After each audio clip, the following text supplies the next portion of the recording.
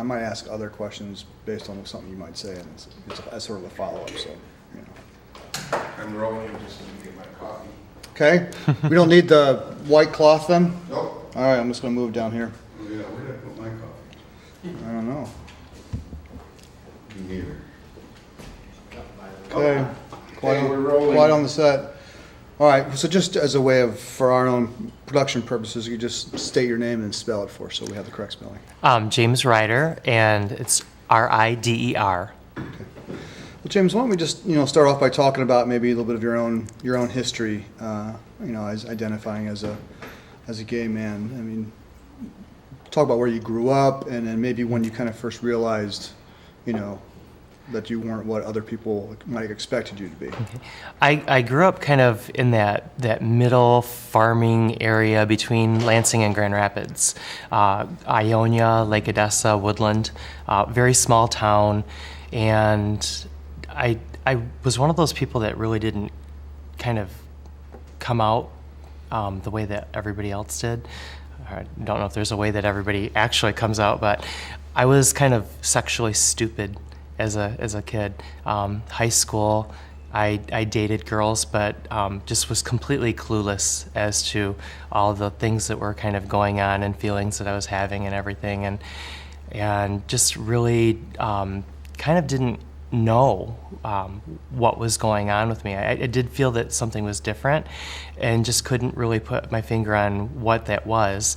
And pretty much, you just kind of go along with what society wants you to do and what your parents tell you that you're supposed to do. And so I pretty much just did that and didn't understand why I was different. I didn't really know any other gay people, and so I didn't have anything to relate to.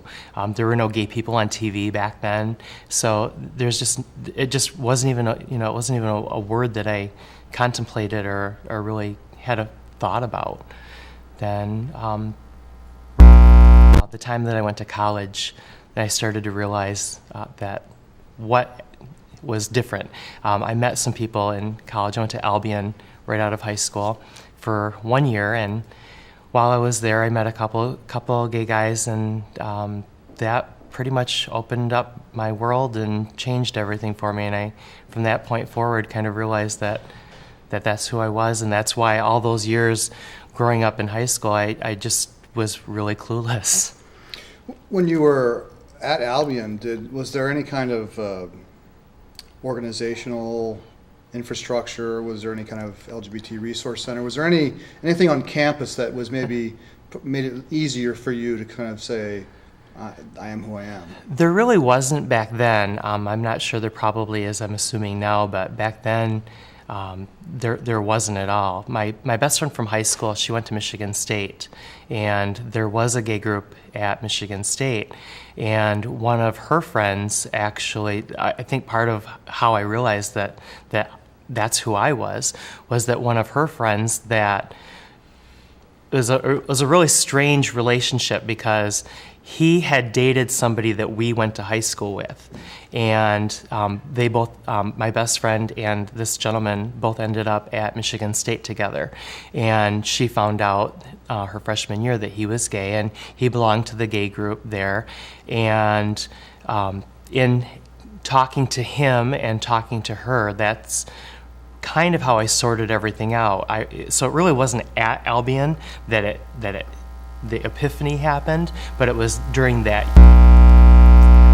And that's really the first time that I think one night in East Lansing visiting her, that I just kind of had that epiphany and kind of said, "Ooh, I think that's who I am too." And you moved to Grand Rapids in the late '80s. Mm-hmm. Talk about when you first moved here and what you noticed, particularly about whether or not there was much of a culture and public spaces for the LGBT community to kind of safely gather in. One of the first things I kind of noticed was gay bars were kind of still the only place where you could really meet people, and they were still kind of underground back then. Back then, downtown Grand Rapids wasn't what it is now, where there's all kinds of arts and culture and entertainment and restaurants and this vibrant community that happens downtown. It was pretty much kind of a dark and dismal place, and there was, everybody always said to me, "I can't believe that you're going downtown," because that was kind of thought of where the prostitution and the drug dealing happened, and that was about it. But the bars were a little bit more underground. They were a little harder to find. They didn't just jump right out and say, "I'm a gay bar." There's no known pride like there is today. And so that was pretty much how I first started meeting people when I first moved here. Well, more recently, you became involved in the Gay Men's Chorus here in Grand Rapids. Talk about how you found out about that and what involvement you've had over the last 3 years. I was at a gay pride about 4 years ago, I think, and I was actually dating somebody from the Lansing area at the time who was in the Lansing Gay Chorus, and he had told me that somebody had contacted them about starting one here in Grand Rapids, but I really didn't think much about it. And while I was at Pride that year, there was a booth that was set up for some of the founders of the actual chorus here in West Michigan, and it was one of those things where I thought, I've been in the West Michigan area for about 20 years, and I really didn't feel like I was meeting anybody new or different. And so I thought that maybe this would be a really good way to kind of reset my feet in the community and have some community involvement, meet some different people. And so I signed up and just started going to the first initial meetings. And what would you say is the mission or the primary function of the chorus?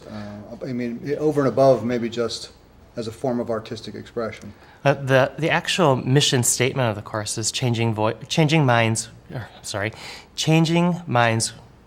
change one voice at a time. That's what it is. Creating change one voice at a time, but really I think over and above what the chorus does, a lot of the people that go to the concerts don't realize that they do more for the members than the members actually do for them by performing for them. Every single performance that we have, there's always somebody that's broken out basically in tears from the reactions that the crowd has had. They're just, it's really heartwarming for them to feel so accepted by their community and to feel so blessed to be able to do something that they love with the artistic expression, but to be able to get back what they get from it at the same time. When we were talking earlier informally, you'd mentioned that, some of the performances involve kind of weaving in parts of history and so forth. Talk a little bit about that, and why is that important for the chorus to do that kind of work? Well, it is a gay men's chorus, so we do all different kinds of things, from campy to pop to things that are a little bit more traditionally done by gay choruses. But the thing that I actually like the most is focusing on that historical aspect. Our last concert was called I Remember ...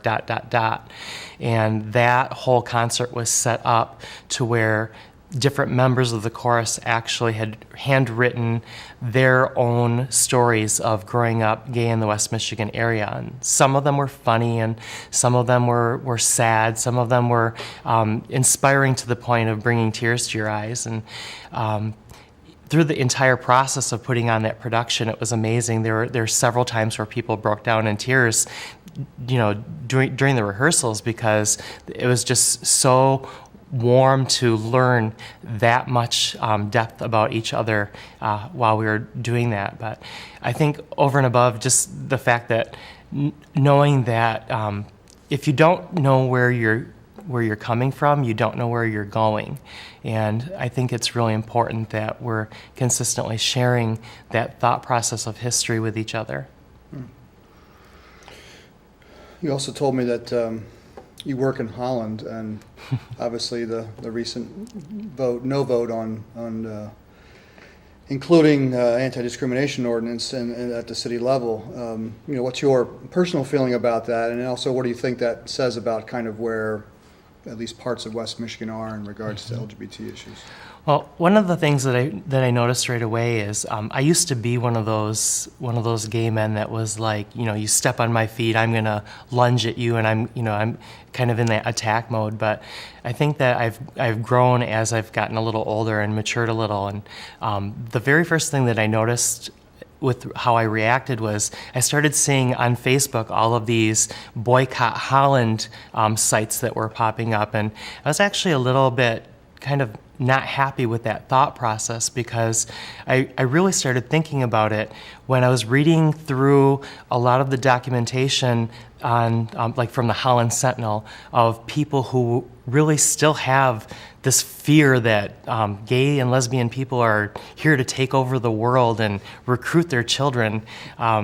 It's such a strange thought process for me, because I just don't understand where they're coming from, but I guess it's a source of ignorance. But my whole thought process was boycotting the city pretty much gave those people what they wanted. They want gay, lesbian, LGBT community to just disappear off the face of the earth, to go away. And I thought that it would be much smarter to make a statement to do the exact opposite, to pretty much infiltrate the city of Holland and really show them that we're a driving force in the community and we're a force to be reckoned with. We're not going to go away. We're not going to go backwards in time. You can sit there and point your fingers, and you can sit there and believe anything that you want to believe, but the gay community is not disappearing. Some folks believe that, that's just just says sort of where Holland is, but, other folks have also in some of the writings have pointed out that, there are some families in Holland that, who have money, who kind of sort of finance the effort to sort of defeat that, and that's not unusual for West Michigan as a whole. Folks who have either bankrolled either locally or even statewide or even out of the country.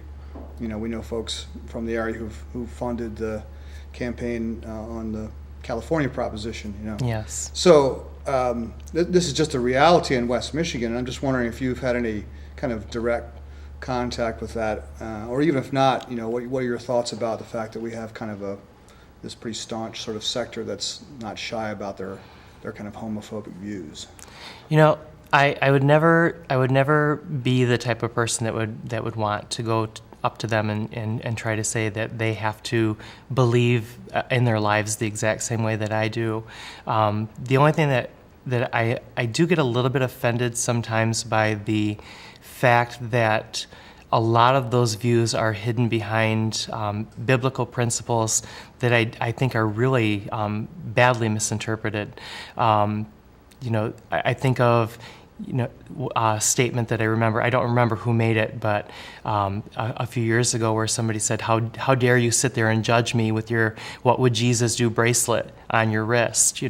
Because the whole history of Christianity and what Jesus actually taught had nothing to do with being judgmental, and it was more of a learning to love others regardless of who they were. So I do get very offended by the thought process, but like I said, I wouldn't try to sway them to my point of view. I just really wish that they would kind of live and let live, and not fight so hard to make it so difficult for other people to live their lives with the same benefits of life and equality that they share on a regular basis. We already mentioned that within the work you do with the Gay Men's Chorus, about part of the mission is, that it's sort of somewhat of a teaching tool, or a way of kind of like constantly reminding people about the importance of where we come from, so we know where we're going to. And this project is partly that. We're trying to kind of capture history and people's stories and so forth.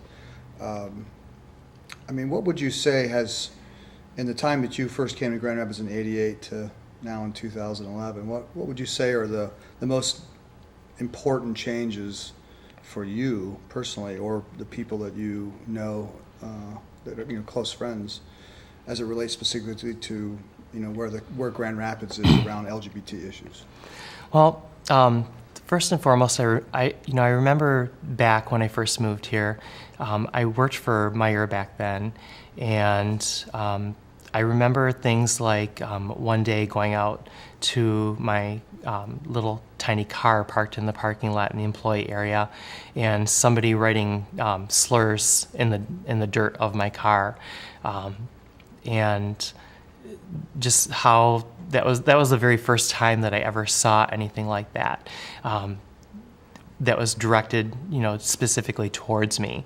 And again, younger, being a little bit of a scrappy fighter type, I drove my vehicle right into the opening of the store, right in front of the doors, and went and got security and came out and made them photograph the car, so that they knew that I was really pretty much ticked off that somebody was going to treat me like that in my workplace. And it was pretty obvious. I mean, it couldn't have been a customer, because no customer would have known that that was my car. It had to have been a fellow coworker that was, for some reason, having a hard time with the fact that I was just this gay person who was just trying to do his job like everybody else. Just, I think it was a year ago that I saw the documentary Fag Bug here at the Wealthy Theater. And just the fact that events like that are happening here in West Michigan, it's such a difference from what it was when I moved here. There's so much more of a sense of community now than there ever was. One of the things that I'd mentioned earlier was that I joined the chorus, the Gay Men's Chorus, because I wanted to meet more people. And the thing that I didn't know when I joined was I already knew a lot of gay people in the West Michigan area.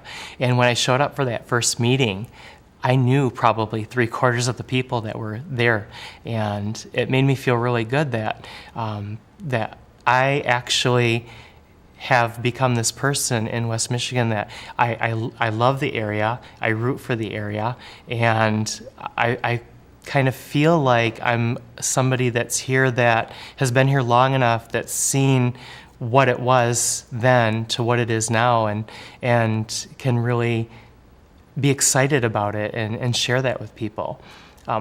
About 10 years ago, I worked at the Panopolis in Granville, and there's a woman that I worked with that worked at another location, and I remember having a conversation with her. Back then I was thinking about moving out of the area, and she said to me that what West Michigan needed was not for people to be leaving, but for more people to be here that felt the way that I did and to become more involved. And I never forgot that conversation with her.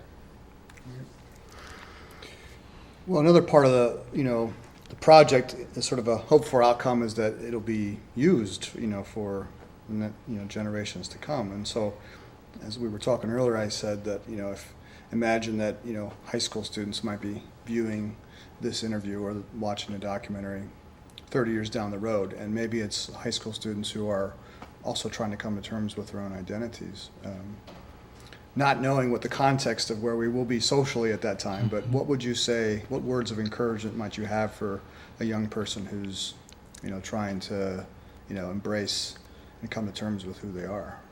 I think mostly that they, to look at what you have and not what you don't have.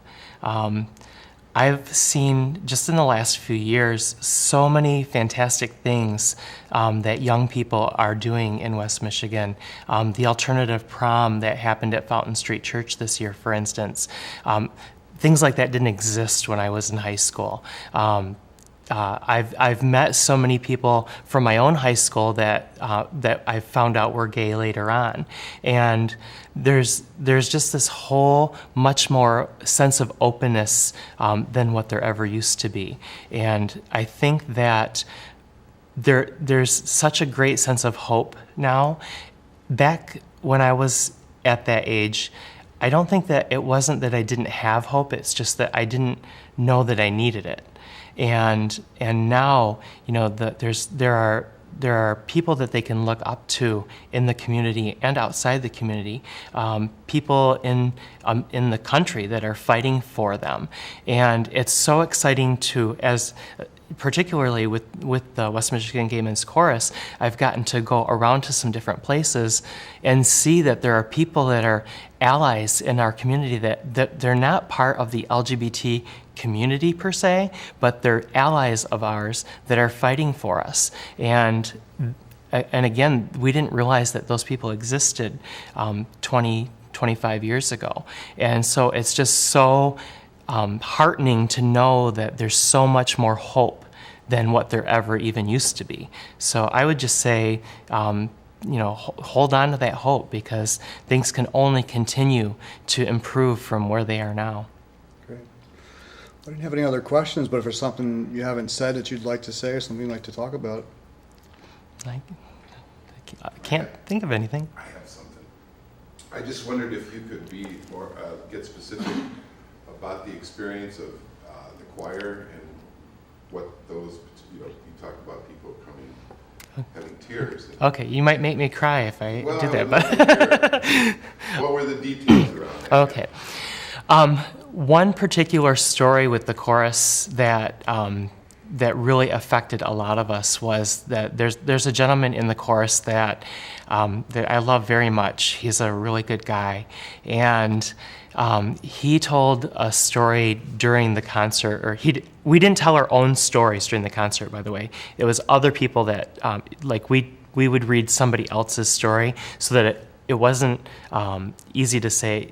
It made it more, I don't know what the word would be, but it made it more kind of unilateral that you could take from it. But one of the stories that he had written that somebody else had read was about him coming out to his wife. And the response from his wife was, was pretty much, "You've been carrying this around for a long time." And it was this very positive response. And just the fact that somebody could be living this alternate lifestyle while being married and carrying that around with them, and for that spouse to be such a good friend, to be more concerned about the fact that this person finally came out with who they really are, than and not keeping that lie bottled up inside anymore, and what a good thing that was for them. It must have been just such a devastating factor for her, but she didn't look at it that way. And it was so emotional. The first time that story was read in a rehearsal, the entire chorus was just in tears. And that particular member that had written the story couldn't even, he had to walk away because it was so emotionally taxing on him. But it was a beautiful story. That was the kind of thing that I think really just, it made us get to know each other better, and it made us realize how lucky we are. Another really fantastic story that was read was by somebody who had documented kind of helping people during the early days of the AIDS epidemic and how much that has changed. And pretty much, back in the late 80s, it was a death sentence if you were found out to have HIV, and it was a very warm thing, in that going back into the history and hearing that and thinking, you don't hear those stories anymore. Those things don't happen anymore because of all of the medical breakthroughs, because of what people have done to fight for those medical breakthroughs. And so when you start thinking of all of the things that have happened for us, and then you put music to it on top of that, it just becomes this incredibly beautiful production that it's unless you experience it, you don't even begin to understand it. Can you give us the web address for the course? Sure. The address is www.wmgmc.org, and then we're also on Facebook as the West Michigan Gay Men's Course. Great. Well, thank you so much, James, for talking with us. Thank you. Yes, thanks. Yeah.